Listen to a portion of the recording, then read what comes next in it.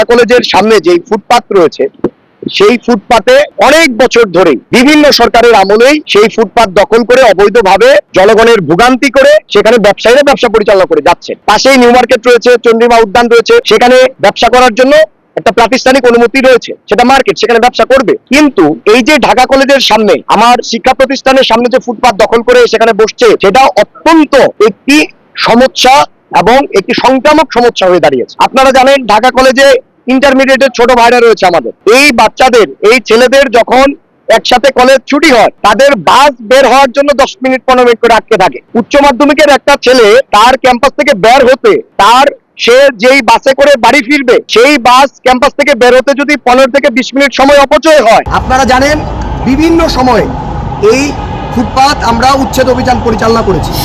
বিশেষ করে জুলাই গণ অভ্যুত্থান পরবর্তী সময়ে এই ঢাকা কলেজের ফুটপাতকে দখলমুক্ত ঘোষণা করা হয়েছিল, কিন্তু আমরা দেখলাম যে অল্প কিছুদিনের ভিতরেই এই ফুটপাত আবার সেই ব্যবসায়ীদের দখলে চলে আসছে এবং আমরা বারংবার উচ্ছেদ অভিযান পরিচালনা করছি এবং বারংবার সকালে করলে বিকালে বসে যাচ্ছে, আজকে করলে কালকে বসে যাচ্ছে।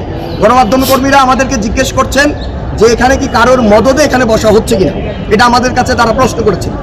দেখুন, ঢাকা কলেজের একজন সাধারণ শিক্ষার্থী হিসেবে কার মদদে এখানে বসছে সেটি নির্ধারণ করা বা সেই তথ্য সরবরাহ করা আমার কাজ নয়, এটা গোয়েন্দা সংস্থার কাজ, এটা সচেতন গণমাধ্যম কর্মীদের কাজ। তারা অনুসন্ধানী প্রতিবেদন তৈরি করার মাধ্যমে তারা খোঁজ নিক যে কার মদদে কিভাবে এখানে বসা হচ্ছে।